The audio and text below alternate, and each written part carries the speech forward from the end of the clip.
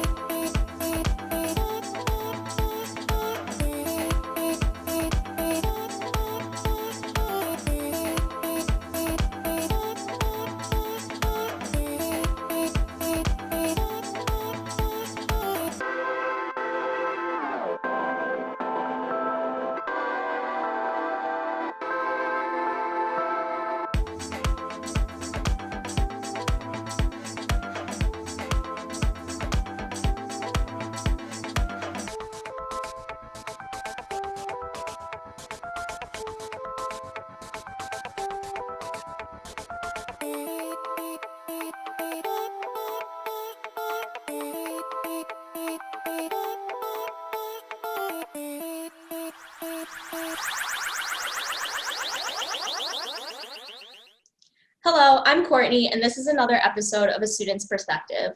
Today I'm speaking with Brian and Conor from A05 Studio. If you like this conversation, please like, share, and post questions in the comment section below. Hi, Conor and Brian. Thank you so much for talking with us today. Before we start, can you just take a moment to introduce yourselves and your backgrounds? So my name is Brian too. Born here in New Jersey, went to undergrad for architecture at Pratt Institute, and then worked for a couple of years in the architecture field, and then went to the Harvard Graduate School of Design for my master's in architecture. And then after that, worked again for a couple of years in the field, and then kind of got out of that to start what we have now, A05 Studio. Hey, my name's Conor Coghlan. I'm from Ireland, so I was born in Dublin. I did my bachelor's in architecture in the Dublin Institute of Technology. That's a 5-year program there. Then I came over to the US and I did my master's. That's where I met Brian up in the Harvard Graduate School of Design. We did a 2-year program there. Once I graduated that, I worked for my professor for about 2 years, Toshiko Mori, so I practiced architecture in that firm. And I think it was during that, after those 2 years, we started to get a few projects like side gigs where we were doing some fabrication stuff, and that's how we started A5. Wow, awesome. So I guess starting off, how was it like transitioning from architecture in general on like a larger scale and then kind of working into a more intimate digital fabrication type project? So for me, in undergrad at Pratt, I always worked at the wood shop, metal shop, 3D printing shop. So I was always kind of involved in that fabrication aspect of the architecture field, making models, mock-ups and things like that. So that's where I kind of really cut my teeth, I guess, on the fabrication side, but with an architecture spin to it. And then in grad school, also, I was working at the shops there as well, in the metal shop. I was always, I guess, like more fabrication oriented, more, like making things, mocking things up, models and stuff like that. So I guess that's kind of where my trajectory came from. So I was always interested in kind of fabrication, really taking, something, an idea or a drawing and bringing it to life in the material realm. Right. Yeah. And Conor, Yeah. how about you? Yeah, I think actually my interest in fabrication really came from meeting Brian. So in Dublin, we had a great architecture program, but it really wasn't focused on. At least when I was there, we didn't have a metal shop or a wood shop, so I didn't have much experience in that side of things. But then that was one of the great things about grad school. We really had an incredible facility there. And then obviously Brian was so interested in that. So we worked together on studio programs. And that really was where I started to get, to grow my interest in physical fabrication. I think transitioning from like architecture as a profession to what we do now, it's an interesting move, because on the one hand you have an incredible skill set of like design, and you understand drawings and you know how to create space, but there's also a disconnect there where you really don't understand, as an architect, even though you've trained for such a long time, you really don't understand more often than not like how materials come together and how things should really be built. So that's one of the things that I noticed as we, you know, many architects like are fantastic designers, but when it really comes to like making shop drawings and figuring out how materials and things probably the level of knowledge that you would hope for. You know? Yeah, and I think like you know, one of the big things for me at least was kind of like, you know, you'll work at like an architecture firm, you know, on one project for like 4 or 5 years, still in like the design development stage and whatever, and then, you know, you'll find another position somewhere else at a different firm, and then, you know, you never really get to see, you know, all the work that you've been doing. Like you never really get to see it built. You know, the smaller scale architecture is definitely a little bit different, but there's definitely a satisfaction where you know, you go from design, concept design, and then, you know, fabrication to build in like, you know, a few weeks or a couple months. Yeah. I think personally for me as well, I'm very interested in smaller scale builds, and I can definitely see how, you know, just experimenting with materials itself and then having an idea like that you first start off with, it can definitely, there can definitely be a disconnect between the two. So it's all through that digital fabrication and implementation, you know, experimentation with those materials where you truly find out what works and what doesn't work. And I think it's really interesting too that you guys have such an array of builds that you do within digital fabrication. I mean, you guys do pop-up shops, retail, furniture, all of that, like interesting designs. So can you just talk about how you balance all of that? Like, do you start with maybe like one project and then you kind of add on throughout your process if you have more clients coming and asking for your help, or do you take on a bunch at one time and then kind of disperse your team? How does that look for you guys? I think for A5, the growth has been a pretty organic, like step-by-step progression, right? So we started off where we were both working our full-time architecture jobs, and we took on, I think the first thing we took on was like build a reception desk for a friend. And we did that, you know, nights and evenings for about a month, and we built this reception desk, and then another job came in. And, you know, it was that kind of like step by step. You're like, oh, actually, now we're like working till 2 a.m. every night because we have like more work after our architecture jobs than we do, you know, during the day. So then at one point, like we built some reception desk, and then an office came and said, hey, can you build this huge workstation? So the next thing was we're building this like 30-foot workstation office. So I was like, okay, like let me give this a shot. So I left my job and kind of pursued that full time, and I think he worked for a little bit longer. Right? Mm-hmm. And then, so we didn't have enough to sustain both of us full time. But I jumped out there, and then that gave us like a little bit of extra time to kind of like focus on that, you know, what we were doing, like our side hustle, so to speak. And then once we had completed that, another job came in, but this is like substantially bigger. We produced like street furniture for like Dumbo for 2 city blocks. So it was like, okay, we're gonna need like a team to do this. So at that point, I think like Brian was really actually getting into the swing of things in his architecture job and was enjoying it. And we were like, had this tough decision. We're like, okay, like, you know, are you gonna quit your job and like we do this full time? Or are we going to keep doing it part-time? we made the decision, like Brian made the decision to leave his job and kind of jump into it full time. In hindsight, like, it's madness, right? Like, you look back and you're like, wow, those are just such risky decisions. But, you kind of weigh up the opportunity at the time, and, you make the best you can. So that was the two of us in, like, full time. And then, more jobs, thankfully, just kind of came in, and we added to the team, so it was a pretty organic growth, really. I think to this point, anyway. Now we have Hook, and we have Studio 97, so that's a different story. But yeah, that's definitely how A05 progressed. Yeah, so I think to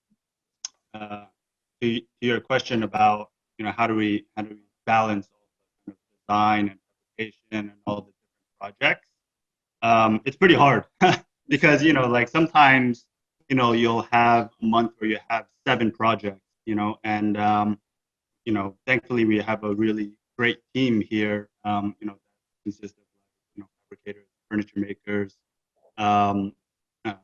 previous architecture students and stuff like that. So the balancing part of it really, we just kind of take it, deadline by deadline, really. So the structure would be like, Conor and I, we kind of manage all the project management, I guess, and then kind of delineate tasks to everybody, based on deadline tomorrow. Like we'll gather the team members, focus on that, and then kind of take it day by day, pretty much. Yeah, I can imagine. And is there any time where, you might find yourself like stuck, or do you kind of lean on like other team members to kind of lift you when you're kind of feeling like, I'm not really sure what the answer to this project or this design build is? So maybe, I guess, since you have such a deadline by deadline, like, prerogative, I suppose, do you think that maybe that helps you, or do you kind of just find other ways through digital fabrication to kind of just, I'm going to experiment, I'm going to do whatever I think is like intuitive, and then find your answers that way? Like, what does that might look for you guys? I think, like, one thing I've learned from being in business with A5 for probably like 3 years now is that there's definitely good days and bad days, and you can get bogged down in the bad days, like when things aren't going your way, or like the design isn't really flowing. And like, we've been doing it for, I say so long now, but that I'm like, okay, like, this is one of those days, and you just get through it and you do what you can, and then the next day it's like it clicks, right? So it's just like keep putting in that effort, and understand that it's like, it's just a phase, or it's just like a portion of the project that's difficult. I mean, that happens in everything. And then to touch on your other point, I mean, just for innovation, if you're like looking at developing Hook, which is our new furniture line, we've gone through hundreds and hundreds of iterations, joints and materials and all of kind of things, and we've hit so many roadblocks in the development of it, and it's still in its infancy, for sure. But yeah, like, I think you raised a good point. We would just experiment with different materials just for the hell of it, or like a different geometry, just to give it a go, just anything that might unstick you from the problem that you're looking at the moment.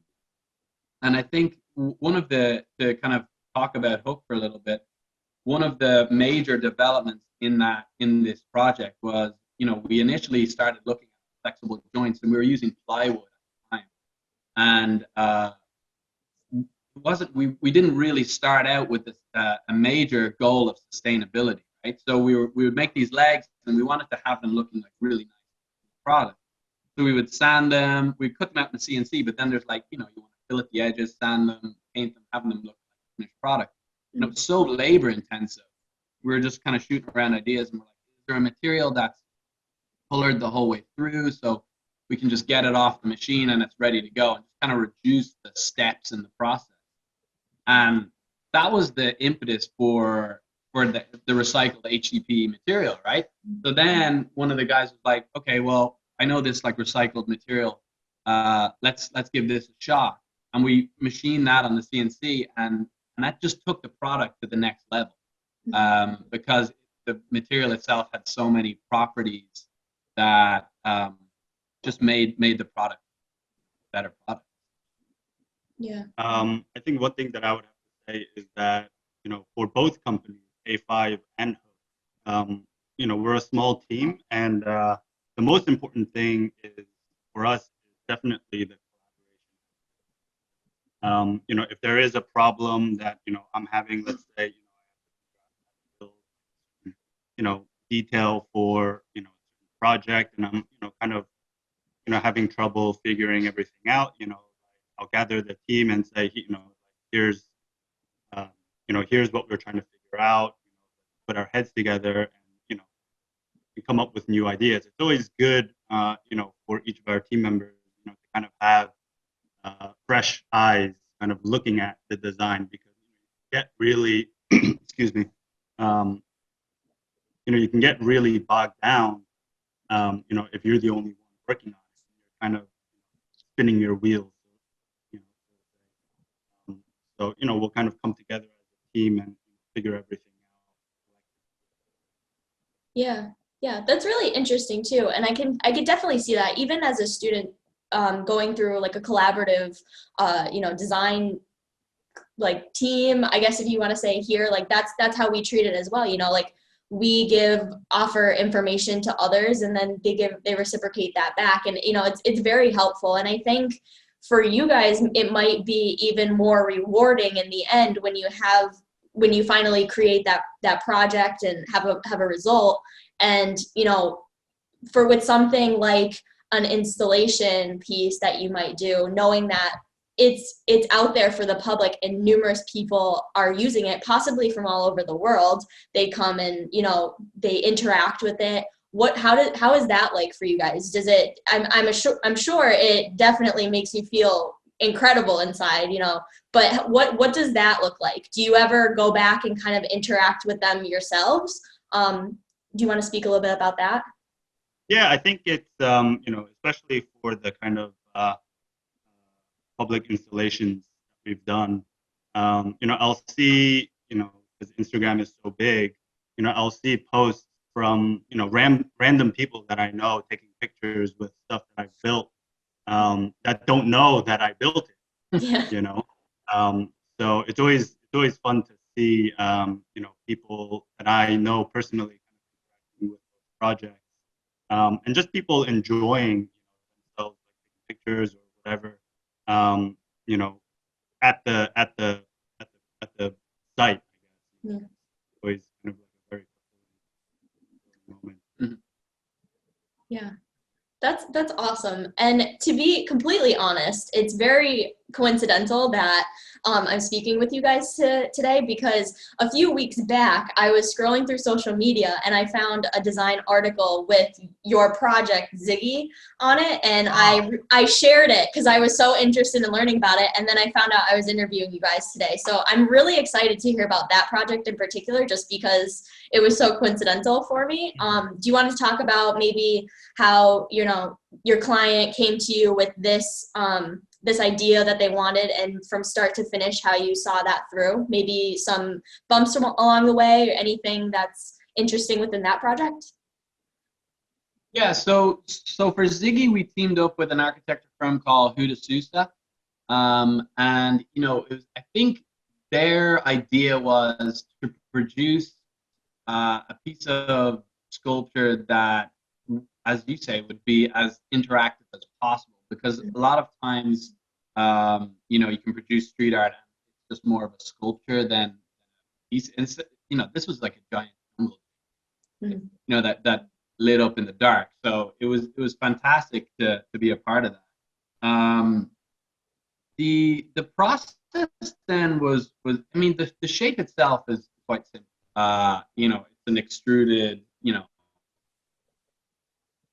zigzag shape, but we had to figure out it was made of thousands and thousands of rebars. So we had to figure out to build that here in the shop.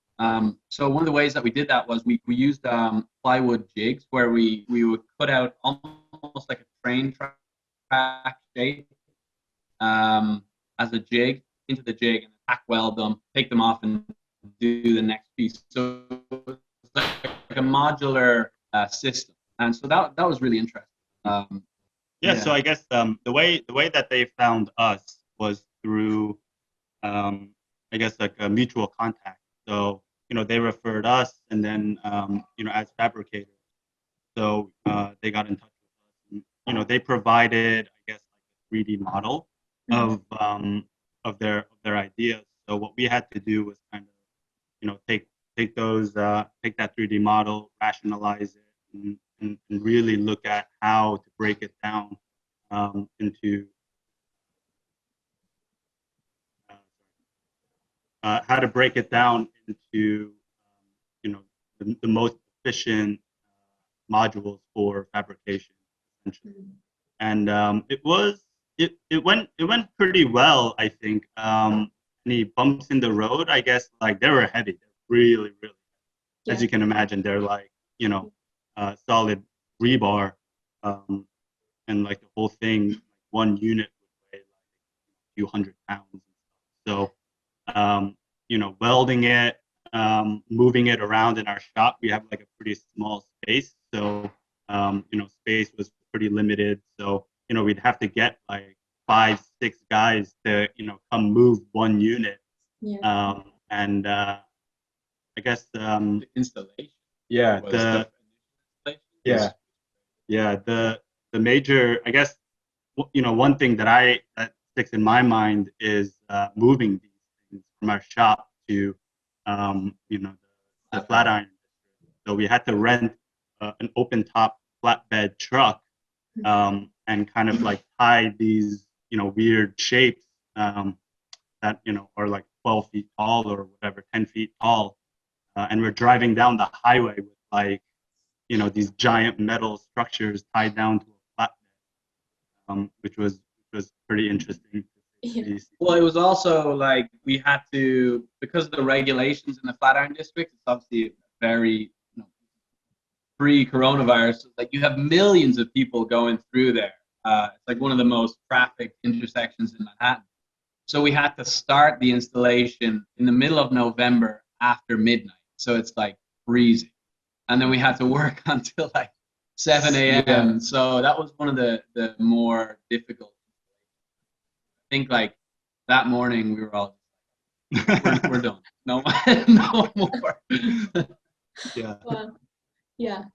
Well, it's just so interesting and honestly very reassuring to hear and understand the process that you guys go through, especially within digital fabrication, working with, laser cutters, the CNC machines, 3D printers, because here at school, from a student's perspective, we have this accessible to us every day, but for some students, maybe underclassmen, and students that just really don't know in general, it could be a little daunting, to use these types of machines. Personally, I haven't started using them until a couple months ago, and I'm starting my graduate program. It might sound crazy, but it was just something that I knew what it was about, and I knew I wanted to implement it, but I never exactly knew how to even start. So maybe do you have any advice to give to students that, really are interested in it and want to do more work within that? And just give any type of advice you have about that? I'd say just get your hands dirty. Even if it's like little side projects. I'm sure like grad school, like no one has free time, let alone in undergrad, right? But if you really are, interested in it, I would say, like gear your projects towards having to make something physical, and spend some time at the shop. There's like, I don't know what you guys would call them. We call them monitors, TAs, the shop assistants that work. Sure, yeah. Ask them questions and kind of talk to them and see how, what would be the best way to build it, to build whatever you're trying to build. But I would focus kind of the design to be able to, like the studio design, I guess, to cater it towards something that you could physically build and experiment with, whether it be, material experimentation or fabrication methods or, things of that sort. So you're kind of, killing two birds with one stone. You're getting studio work done, but also you're kind of, exploring something that you're interested in, like fabrication, using like everything like that. And people are so receptive to something tangible as well, right? It's like it's going to help you in your studio work too. I was like yourself. I mean, I never touched a table saw or power tool or anything before grad school, and now like that's do time. Only like a few years ago. Yeah. Done that. But yeah, I think Brian's right. Like the TAs and the shop assistants are there to teach you those skills. Like I remember being terrified of the table saw. And you go in and you learn some things to do and some things not to do, and all of a sudden you kind of like, that whole fear is kind of gone. Not that it should ever go. Dangerous machines, but like once you kind of understand how to use them, that fear like quickly dissipates, and then you're like, okay, kind of start to learn techniques, and that informs your design because now you understand like how things are going together and how things are, made, which is like it should be more focused on in design school, in my opinion. Yeah. And kind of get around it without making sense. And that's why you see a lot of architects in the profession actually. Yeah. Yeah. Here at Marywood, we're very involved with the wood shop. So every student is always in there, making something. And that's why we really have been really getting on track with digital fabrication and implementing that even more so, because like you said, with efficiency, it makes you quicker even to think on your toes, within a studio project. I'm just going to try this, I'm going to do it, and if it works, this is incredible, but if it doesn't, I'm still learning from it. And I think that's something that definitely we see within your guys' work and how you explain your process, which is really great and reassuring to know. Especially going back to like the whole efficiency idea and sustainability. Can you talk a little bit about your Kickstart with Hoek? Say hello to Hoek. Sleek, modern furniture that looks great, is made from sustainable materials, and most importantly, takes less than a minute to assemble using only your hands.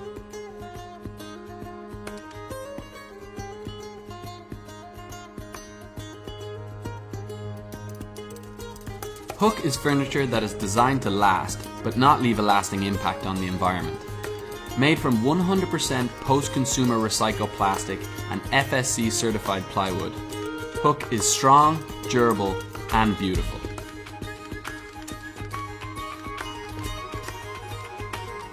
Our patented snap lock system utilizes the flexibility of recycled plastic to take the headache out of assembling furniture.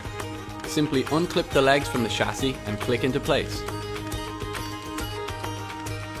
Our flatpack chassis also allows Hoek to be easily stored away for when you need a little extra space, or you can bring Hoek along for the ride.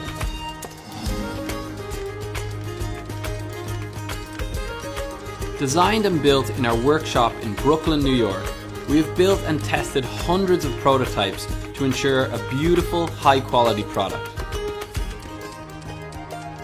Hoek furniture uses only 100% post-consumer recycled plastic, taking material that would otherwise be going to landfill and giving it a second life.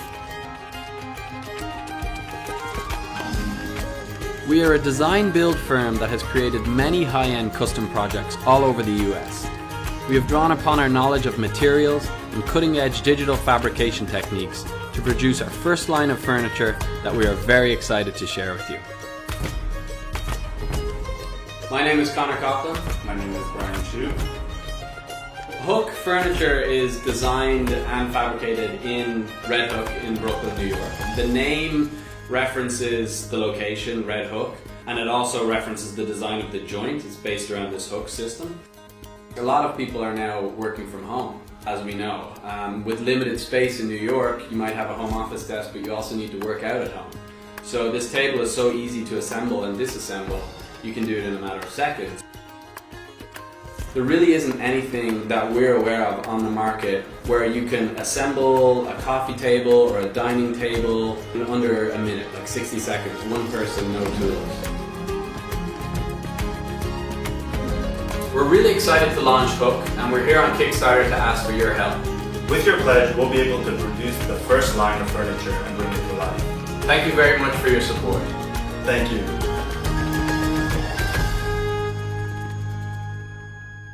You're getting involved with that, and maybe just talk about why you decided to get involved with that. Whether it was due to sustainability or efficiency, or maybe just as a experimentation into a new realm.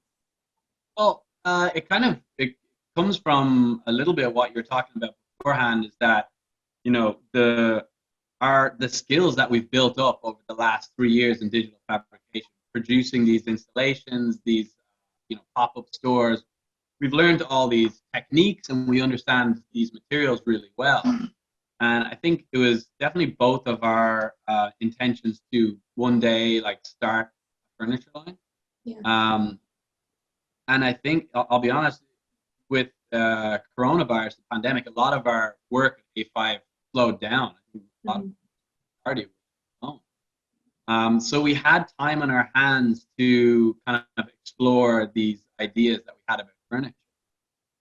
And we just utilized the techniques that we've learned in fabrication from grad school to A5 to now. And I think that's kind of what it was born from. It didn't really start off as a mission to create sustainable furniture. It quickly became a mission to create easy assemble furniture. That started off straight away. Because we've been playing around with this idea of flexible joints in the shop, clip joints, and flexible plywood joints. So that's kind of where it started. And then we kind of just asked ourselves questions every day. We're like, what does the consumer need right now? What's annoying about this kind of furniture, this price point furniture? And we didn't like the idea. If you look at some of the competitors, obviously, IKEA is an obvious competitor. It's not. It's impossible to assemble, right? There's so many pieces and bits, and one of the reasons we started doing this, I was making some wardrobes at home in my apartment, and we do fabrication every day, and I was up for hours trying to create these simple white IKEA wardrobes. I'm like, insane, mad. So that was one of the drivers for Hook, for sure. Mm-hmm. Yeah, that's pretty good, yeah. Yeah, because I'm not going to lie, Connor, I saw your YouTube page. So we've all subscribed here at ASP, so don't worry. But no, we really find them so entertaining and honestly so interesting because they're both informational and you still have added a comedic value to them, I feel. Where'd it go? Oh, yeah, dude.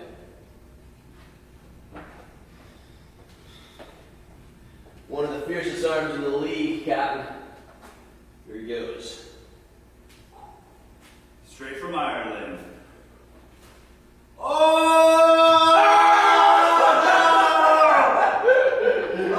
Oh my god, that went straight in. We're back! Oh my god, look how sleepy I look. Sleepy Connor. Jesus. Alright, it's been a mad few weeks for us, so that's why we haven't been getting the vlogs up.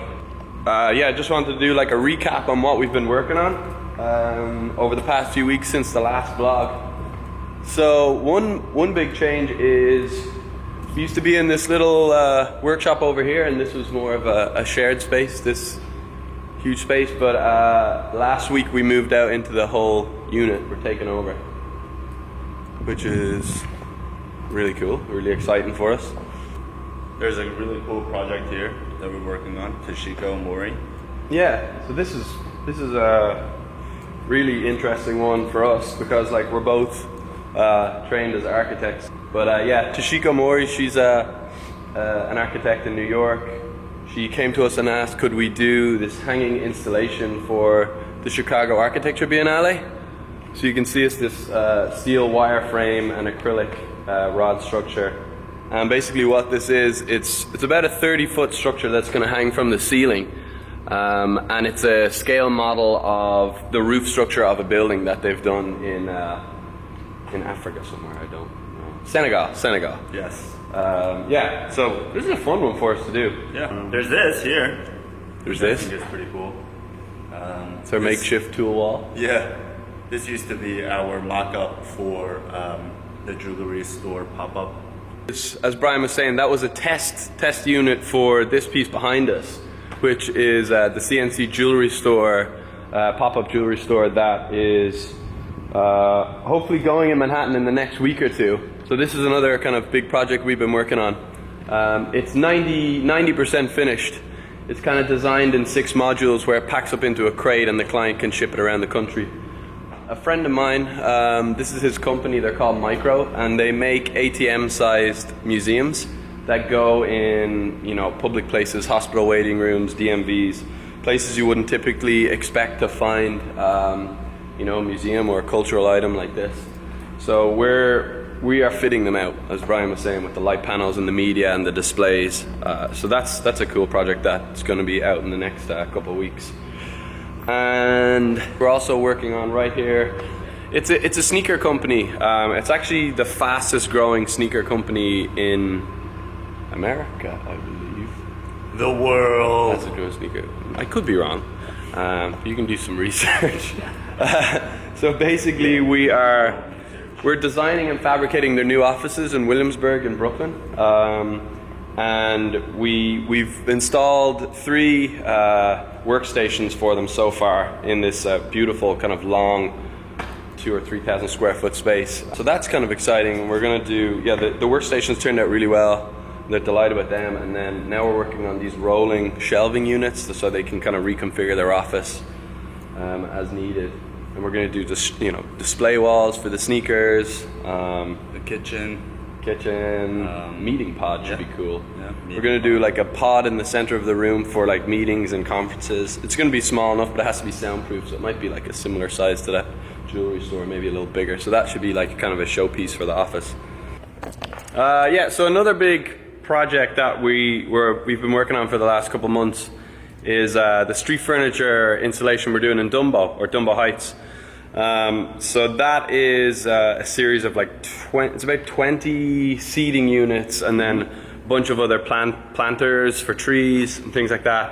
And you've probably seen it in other vlogs. We cut some test pieces out in Pennsylvania, but they are made from 1/4-inch steel waffle frame structure that kind of slot together. With Ipe tiles on top for the seating. Yeah. So that's a cool one. We're really excited to do that because it's definitely our biggest project. It's quite a public project, and we delivered the first 5 units the other day, and it was cool to see. People started using them straight away, so that was a bit of fun. That's what we've been working on. We've been working round the clock, and that's why there haven't been any videos. So. Yeah, actually, so what I'm thinking about doing, because we've been filming everything, obviously, we just haven't had time to get the edits and the vlogs out. So I wanted to do this as just like a catch-up to let everyone know what we're up to, and then I think what we'll do is like a project-specific video for each one, so we can do a start to finish. So we'll be working on those over the next couple of weeks. And you can see like how this goes from start to finish, and the jewelry store, and the hanging installation in Chicago, and a more edited video, drone shots and slow-mos, and Bring back the slow-mos. yeah. We'll do it right now.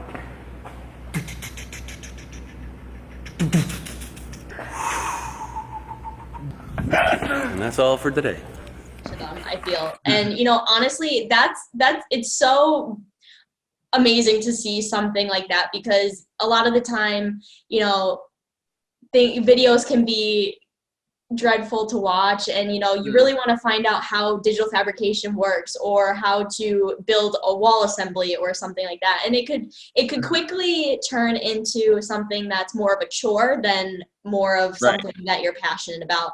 But I think it's interesting to see through blogs and through YouTube channels and through just social media in general, especially Brian, how you said through Instagram. It's so quick to see, where somebody is and what installation they might be experiencing or visiting, and it gets you so inspired that way.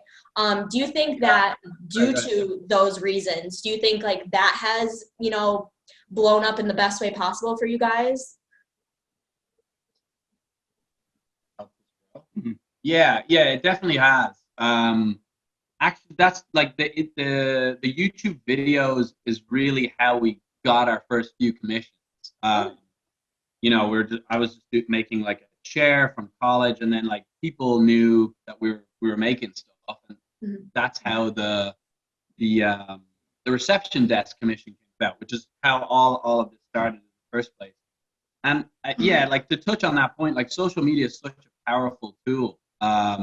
For I think if you're passionate about design and you're sharing what you're doing and keeping people up to date, that's been a huge driver of growth for us. And even if you don't have like 1 million followers, just that one person sees like, oh, these guys are doing this, or this person is doing that. It could lead to a commission, the next one, and the next one.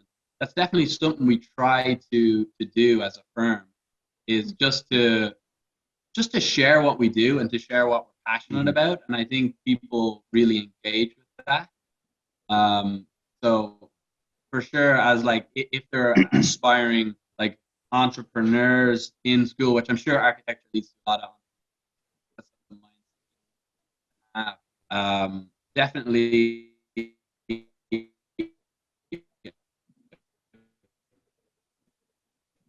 piece of advice is just to share your designs, share what you're passionate about. It's not bragging; it's just your day.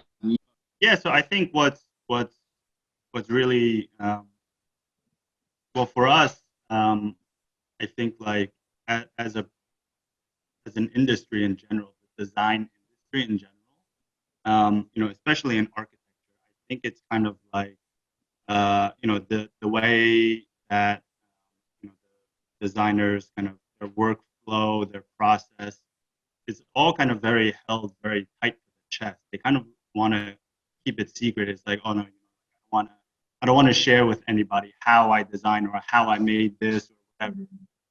Maybe it's because they fear criticism or they don't want people to copy or whatever.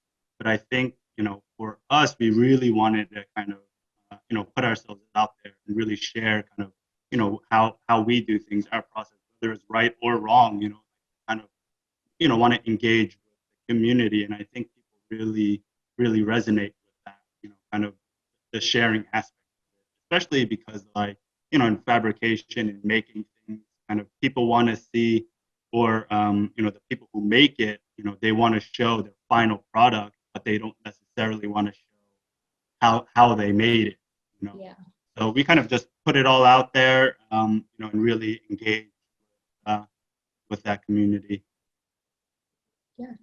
And I think that's so remarkable too, because like you said, a lot of people are very scared of obviously getting critiqued, and it's a natural thing.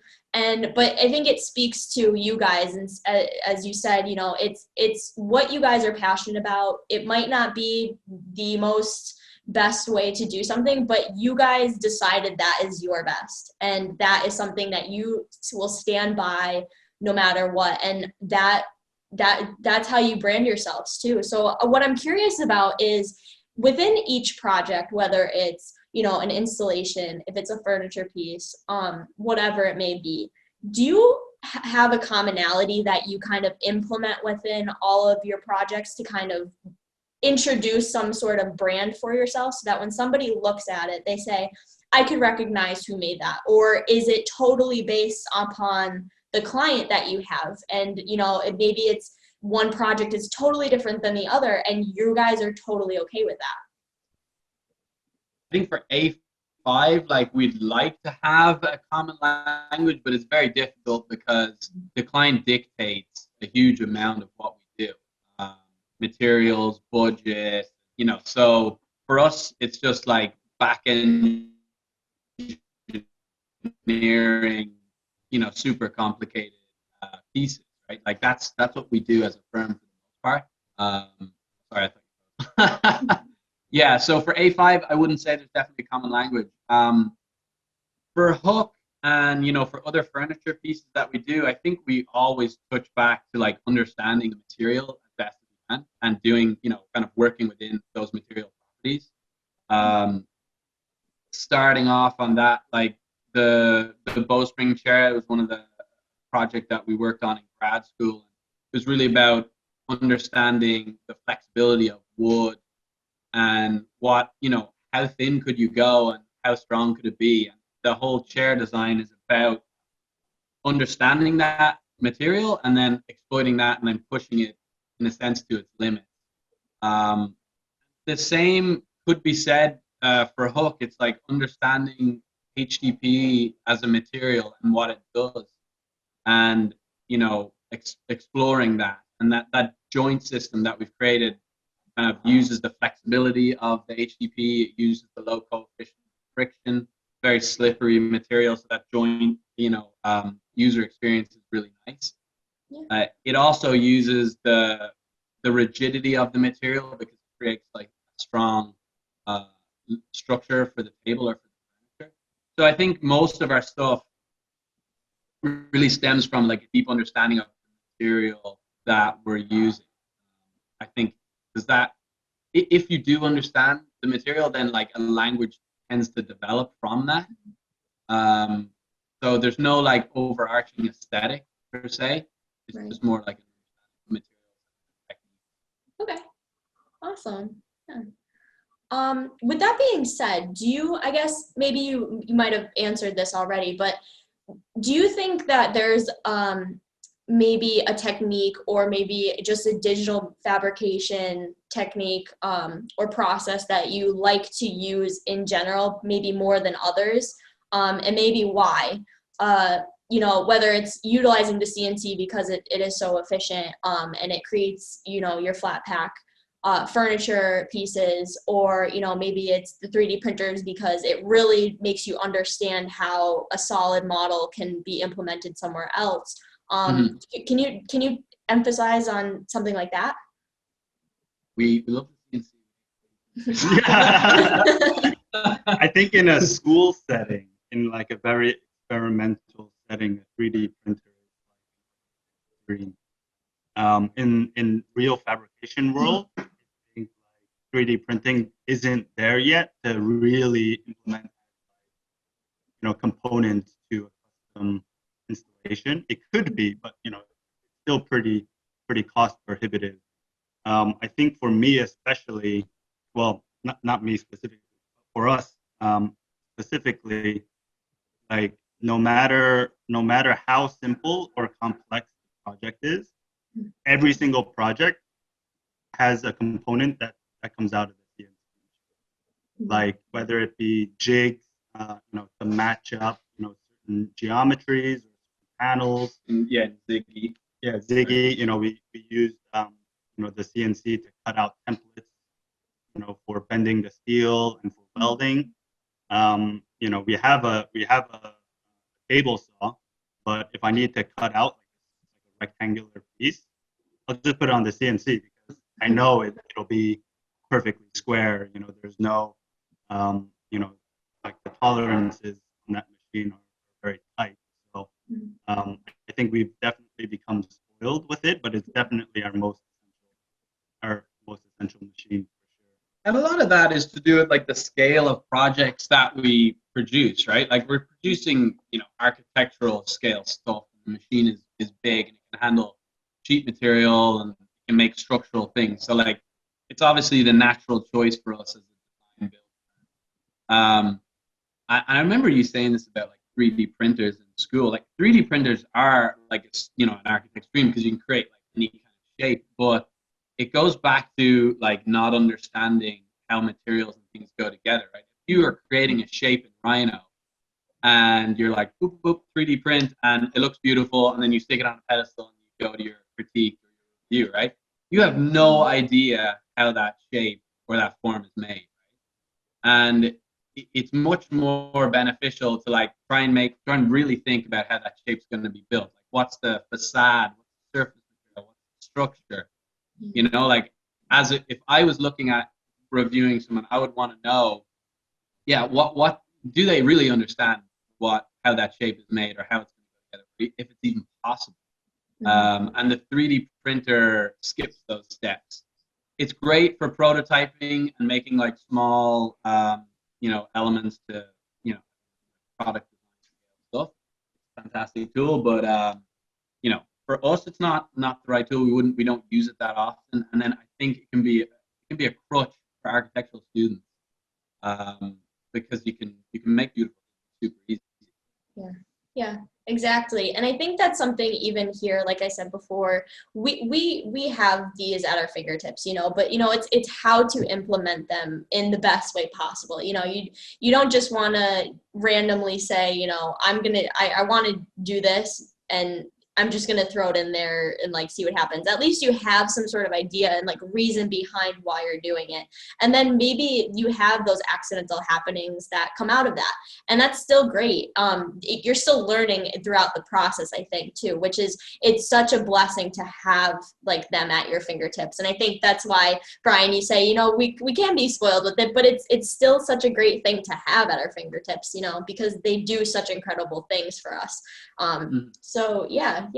Is there anything else that you guys want to touch upon and, you know, just make known to our viewers? Yeah, well, so I think kind of going off of what you were saying just now, you know, the tools that you guys as students have at your fingertips, yeah, like do not take those for granted for sure, because like laser cutters, machines, like once you get out of school, none of that stuff is available.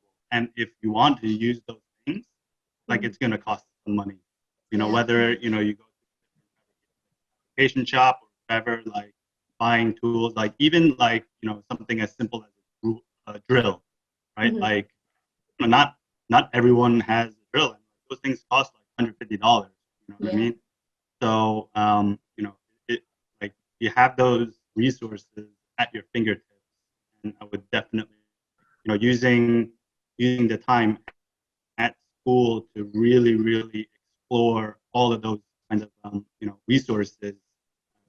Yeah, that's as important as your studio classes, because from our perspective as like potential employers, like if you come to us and you know how to run a CNC machine and you know how to use a laser cutter, those skill sets are really valuable. Everyone coming out of architecture school can design. Some are better than others, and that's fine. But you know, that's not what everyone's going to be looking for. You're going to be looking for like concrete skills that we know that you can, in a sense, like monetize, because you know you're running a business, right? So if you come out of architecture school and you've missed that opportunity to pick up on those skills. Also, I think one last thing that I would say is that you know, we definitely use our skill set for fabrication. You know, fabricating installations and smaller scale things. But I would say that knowing how the knowledge of knowing how to put something together, how material comes together, the assembly, you know, the techniques and, you know, all of that stuff is invaluable when you're applying to architecture jobs out in the real world, because, you know, like, you know, as a designer, as an architect, you're gonna have to communicate with contractors who are on site building these things. If you don't know how something's put together, like, you know, they'll spin you around in circles for days, you know. So, you know, you'll be on site and, you know, you can, you know, look at a problem together with the contractor and kind of, you know, be able to figure things out, because we all know that, you know, especially in architecture, what you draw is and there's always going to be issues that come up on site that you guys need to figure out. Like, you know, that's all I did kind of, you know, at my job previously working for a development firm. You know, we were constantly on site with the contractors talking about how, you know, the details of certain, you know, custom millwork or whatever, how things are actually put together. It's invaluable for, you know, for an architect student to know how, you know, those things are, how those things work. Yeah. Build stuff. Basically just build stuff. Yeah. That's great. Is there, so if you were looking back and reflecting on you as a student, and knowing what you know now, was there anything that you wish that you could maybe advise your previous self or students now? Like, I guess along the lines with build, and anything else that you feel is very, very important? I would say experimentation, whether it be with, like materials, whatever. Like if you want to build like a little, chair or, whatever, like even if it's like a shelf or, something, like really kind of experimenting with materials, how things go together, and kind of, knowing that aspect. For me, I had two really different experiences. My bachelor's in Dublin and my master's over here in GSD. In Dublin, it was like a very singular mindset, and you really focused on what we didn't collaborate, basically. And in the GSD, like I think the one major takeaway was the power of collaboration, and if you can teach yourself to work well and like to gel with other people and to what you can produce as like a team is just far outweighs what you can do by yourself. It's very important to like develop your own design sensibilities for sure, but at a certain point you just can't compete by yourself. It's got to be a team effort. It's always going to be that way. So if you can figure out how to work well in a team in school, you're going to be because that's what you're going to do when you. Yeah, I think everyone, well, not everyone, but a lot of students kind of have this idea where they kind of want to become like lone architect kind of complete. Yeah, it doesn't exist. Yeah. Like everything comes with you need to be able to rely on people, and also you need to be reliable. Awesome. Great, thank you. So I guess to wrap up, can you just explain to viewers and tell them where they can reach you if they have any questions, or on social media, any information on that? Yeah, so you can reach it. We have our website, A5 Studio, A05studio.com. You can reach out on the contact page. That'll go to our emails. We have hookhome.com. HOEKHOME.com. We have Instagram for both companies, and we're now starting TikTok, so everyone has to follow that. And Twitter, yeah. So you can find A5 Studio or Hook on most platforms. Awesome. Okay. So thank you so much to the both of you for joining with me today. If you're looking to see more conversations, check us next week as the conversation continues. But this is it for this episode of The Student's Perspective. We'll see you next time. Thank you. Bye. Bye.